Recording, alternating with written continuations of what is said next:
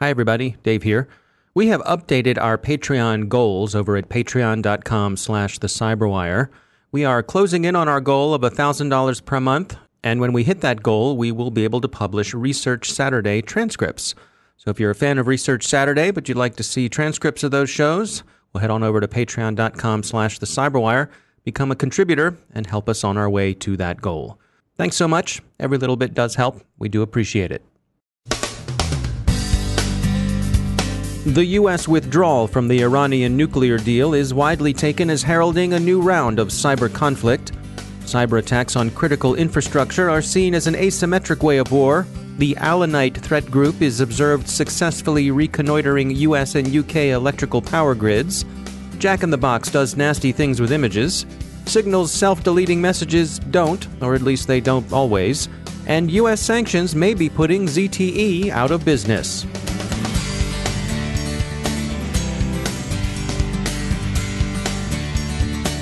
And now a word from our sponsor, LookingGlass Cyber Solutions, an open letter from the malicious botnet on your network. So, here we are. It's just you and me at this godforsaken hour. You're looking right at me too. I'm on the second monitor to the left. Had you seen me, you would have realized I compromised computers in your organization, and they work for me now. Even if you had spotted me, your current process is too slow to catch me. You update your network rule sets once a week? I'll be in Cabo by then working on my TAN.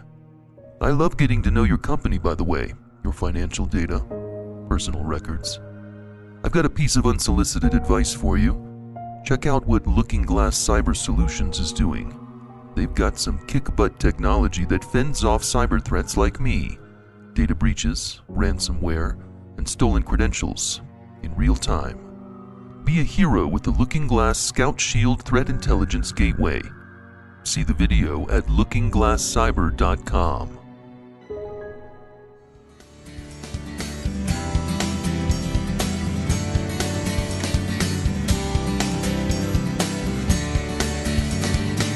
Major funding for the Cyberwire podcast is provided by Cylance.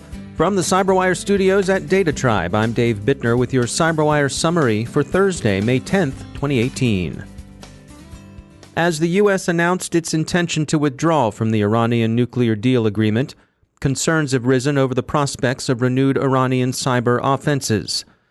Iran had been active against a number of targets in cyberspace, but its state-directed cyber attacks went into partial eclipse in 2015. That lull is generally attributed to Iran's response to relaxation of sanctions that followed conclusion of the Joint Comprehensive Plan of Action, popularly known as the Iran nuclear deal, in July of 2015. Under the Joint Comprehensive Plan of Action, Iran undertook to limit or delay certain aspects of its nuclear weapons program. On April 30th of this year, U.S. and Israeli authorities stated that Iran had failed to disclose a past covert nuclear program to International Atomic Energy Agency inspectors, and this Tuesday, President Trump announced that the U.S. would withdraw from the Joint Comprehensive Plan of Action. The U.S. decision to withdraw from the agreement is expected to reverberate in cyberspace, with concerns about critical infrastructure becoming sharper. We heard from Dragos CEO Robert M. Lee, who reminded us that when tension rises between states, so does the targeting of industrial control systems. Lee said, quote, "In this case, activity moves beyond conducting early reconnaissance to gaining access to infrastructure companies and stealing information that could be used at a later date. However, simply having access to the information does not mean an attack is easy or imminent. Avoiding such tension while also defending against such aggressive efforts is the goal." End quote. Thus, cyber risk can be reliably forecast to follow geopolitical tension. Phil Neary, Vice President of Industrial Cybersecurity at Cyberattacks, a company specializing in ICS, SCADA, and industrial IoT security, reminded us that, quote, "Iran has a long history of going after U.S. targets, including the massive DDoS attacks they conducted on 24 U.S. financial institutions during 2012 and 2013. End quote. Phil Neary sees cyber operations as an asymmetric way of warfare. Quote, "Cyber is an ideal mechanism for weaker adversaries like Iran, because it allows them to demonstrate strength on the global stage without resorting to armed conflict. I expect that Iran will continue to escalate its cyber attacks on U.S. targets, but will keep them below the threshold that would require a kinetic response from the U.S." End quote. So far, Iran's damaging attacks have come against targets located in its regional rivals, like Saudi Arabia, but in principle they could be extended to the U.S. or elsewhere. Observers think it likely that a cyber attack attributable to Iran would draw a strong U.S. reprisal. Recorded Future offers a lengthy assessment of Iran's cyber establishment. One interesting note, Tehran depends on competing contractors for most of its offensive capabilities. There are at least 50 organizations that vie for the work. Studies of wiper malware issued this week by Cisco's Talus Group are also worth reviewing as U.S.-Iranian tensions rise. Shamoon, a wiper used against Saudi Aramco in 2012, has generally been attributed to Iran. There are, of course, other threats to infrastructure out there. Industrial cybersecurity experts at Dragos this morning released a report on ALLENITE, a threat actor the company says has been actively prospecting U.S. and U.K. electrical utilities. They've observed watering hole and phishing leading to ICS recon and screenshot collection. ALLENITE resembles the Russian Palmetto Fusion Group the U.S. Department of Homeland Security described last year. Its target set is similar to Dragonfly's, but Dragos assesses ALLENITE's technical capabilities as being significantly different from those exhibited by Dragonfly. When ALLENITE first made its appearance last year, its successes had been confined to penetration of business and administration systems. But Dragos now confirms that ALLENITE had succeeded in extracting information directly from industrial control systems. Coming up in the next few days, ICANN, the nonprofit responsible for coordinating the maintenance of Internet domain names and numbers, are expected to implement an interim plan in response to GDPR, in an attempt to align privacy laws with the WHOIS system. Jonathan Matkowsky is a VP at RiskIQ, and he sees ICANN's plan as a potential serious threat to the open and public Internet. Because the WHOIS database has evolved, it's difficult to presume that every person would have expected WHOIS to be used for consumer trust and protection purposes or, DNS security. At the same time, it's very difficult to go so far as to say that given the public nature of WHOIS and over time how increasingly available privacy and proxy registration services have been over the years, that people would not expect that these kind of processing activities take place with their data. So while consumer protection and consumer trust are not, when I look at it, the technical mission of ICANN as defined within its bylaws, they're more than just compatible with ICANN's mission. Therefore, ICANN's temporary policy that I expect that they would be putting forth in the next several days, in my opinion, should require new GTLD WHOIS database operators to inform new registrants in a GDPR-compliant manner about the legitimate interests that are relied upon to share WHOIS personal data with ICANN, intellectual property rights holders, law enforcement, threat intelligence analysts, and incident responders for consumer protection and consumer trust. So if ICANN itself doesn't hold its GTLD WHOIS database operators accountable for abusing their discretion or intentionally failing to assess these legitimate interests in thick WHOIS data requests, I think there'd be significant foreseeable damages that would inevitably result. So as far as the public WHOIS, I think ICANN needs to make sure that newly registered organizational domains, it's not actually ICANN that needs to make sure, it's those collecting the data, it's GTLD WHOIS database operators. They need to make sure that when they collect for newly registered organizational domains WHOIS information, registrant details, that they don't collect personal data in email addresses without having unambiguous consent to do so. And because otherwise, this is used as an excuse, basically, not to include organizational emails in the public WHOIS, because it creates concerns under GDPR for some. I think that ICANN and its board members have a fiduciary duty to ensure that they don't issue a temporary policy for WHOIS output that causes unnecessary DNS abuse. They should expect damage reports to be collected. Without accountability, it's meaningless. ICANN's job is not to enforce GDPR. Its job is to fulfill its mission consistent with applicable laws, including GDPR. What's required is that there be a way to hold GTLD, WHOIS database operators, accountable for either intentionally or recklessly, either failing to conduct a GDPR-required legitimate interest analysis for WHOIS data requests, or abusing their discretion. Now, ultimately, I don't want to see the internet fragmented like this for GTLDs.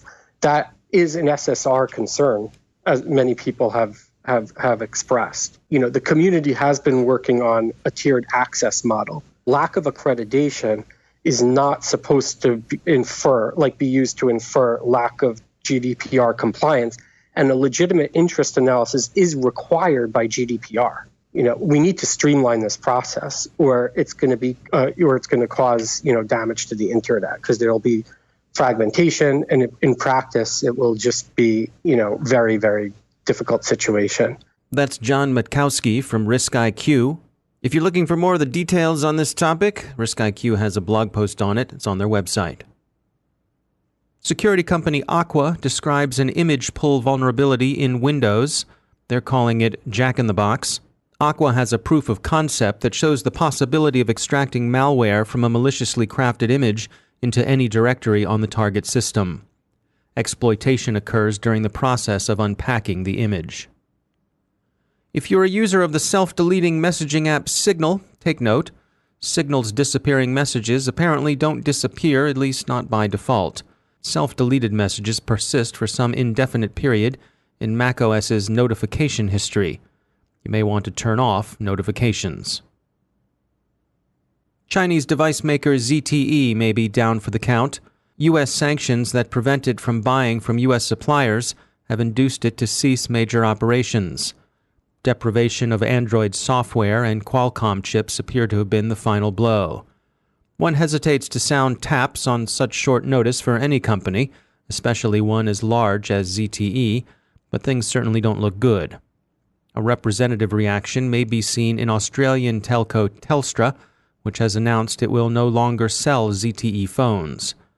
It isn't dropping them for security reasons, but rather because it seems unlikely to them that ZTE will be able to continue to deliver and maintain its products. It's a globalized supply chain, and no industrial nation is exempt from the consequences of that globalization.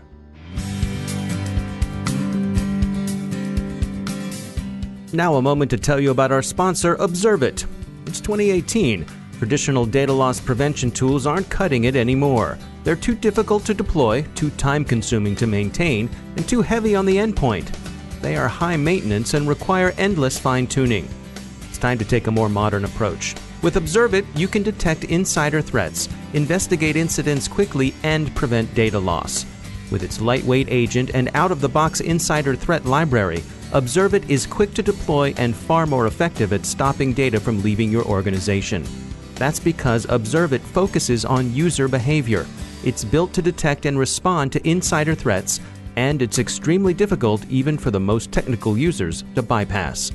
Bring your data loss prevention strategy into the modern era with Observit. Learn more at observit.com/cyberwire. That's observit.com/cyberwire. And we thank Observit for sponsoring our show.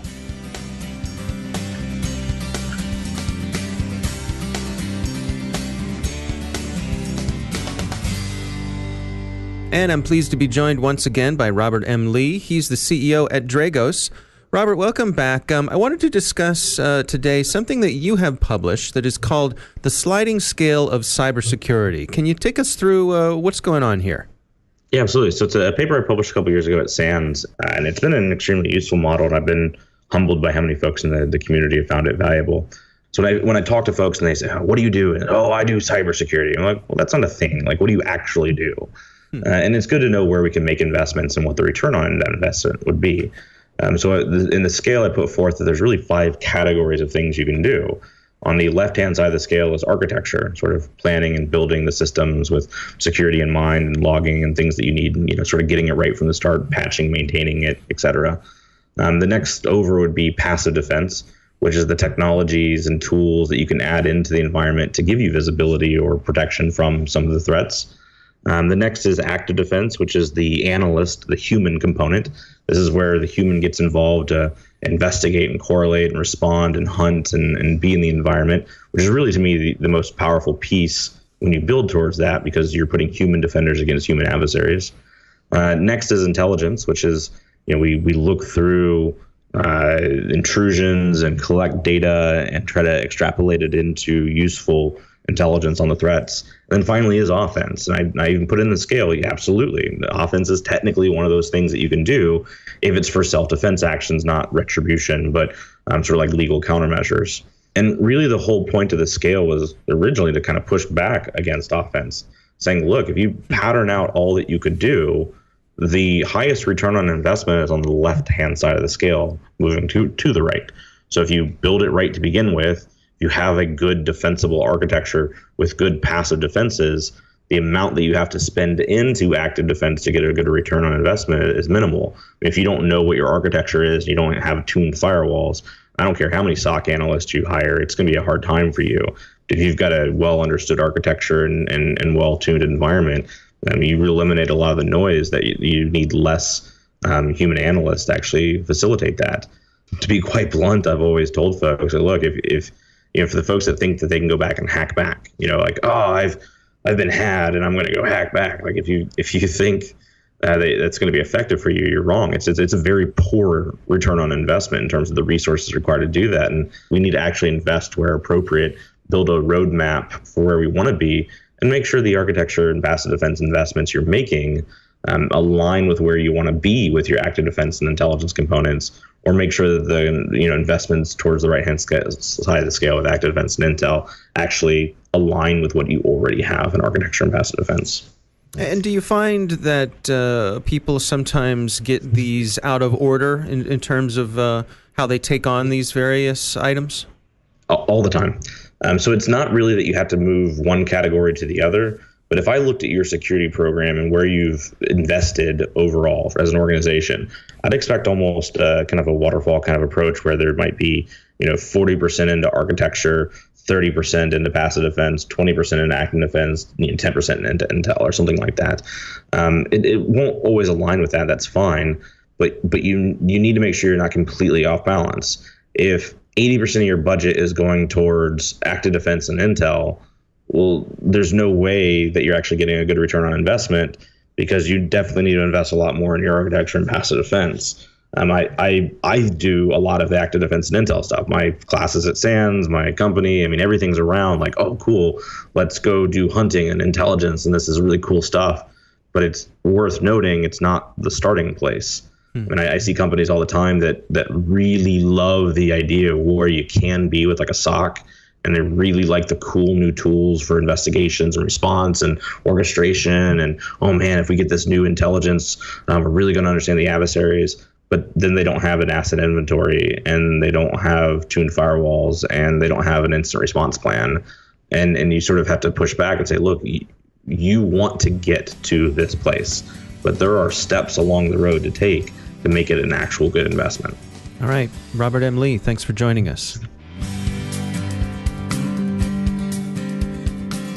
And that's the Cyberwire. Thanks to all of our sponsors for making the Cyberwire possible, especially to our sustaining sponsor, Cylance. To find out how Cylance can help protect you using artificial intelligence, visit Cylance.com.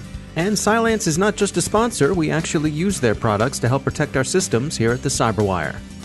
And thanks to our supporting sponsor, VMware, creators of Workspace ONE Intelligence. Learn more at vmware.com. The Cyberwire podcast is proudly produced in Maryland out of the startup studios of Data Tribe, where they're co-building the next generation of cybersecurity teams and technology.